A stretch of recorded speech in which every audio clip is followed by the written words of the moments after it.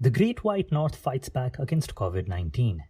Canadian universities are front and center tackling this crisis and tracing its impact on our lives. This is Universities Fight COVID-19 from Radio Western.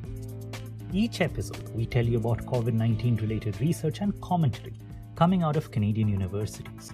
Today's episode is from York University. Reports indicate that the Ontario government is quietly setting up an online portal where businesses can ask for regulation or rule changes to help them weather the COVID-19 pandemic. The news confirms previous suspicion. While media and public attention has been focused on COVID-19, major economic interests have been engaging in intense backroom lobbying. In fact, there is intense lobbying going on at the federal level, particularly by the oil and gas industry. In many cases, companies want to convince governments to stay put on existing economic strategies. In other words, maintain the positions of already dominant sectors and corporations. Governments need to respond with caution. Many of the demands have little or nothing to do with the impact of COVID-19.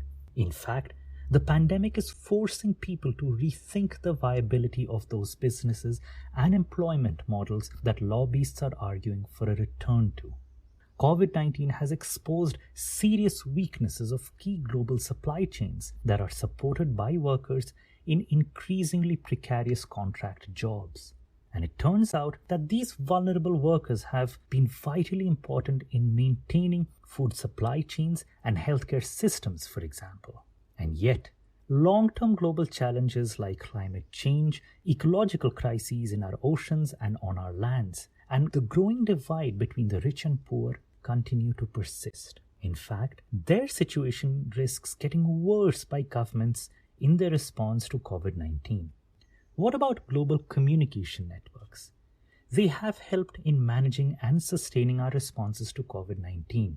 But there are serious questions about privacy and government surveillance activities that will surely expand far beyond the end of this pandemic. We also need to make sure that corporate behavior and government decisions are transparent and accountable. For example, the Ontario government has suspended the public notice and comment mechanisms for environmental decisions and approvals under Ontario's Environmental Bill of Rights for the duration of COVID-19. But there is no evidence to suggest that these mechanisms were preventing the government to respond effectively to the pandemic. In slightly over a decade, corporations globally are asking for a second government bailout from us, the taxpayers.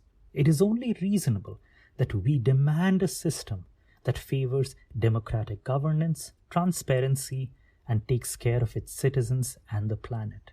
This story was adapted from Mark Winfield's Conversation article, Governments Must Resist Coronavirus Lobbying and Focus on Long-Term Transformation.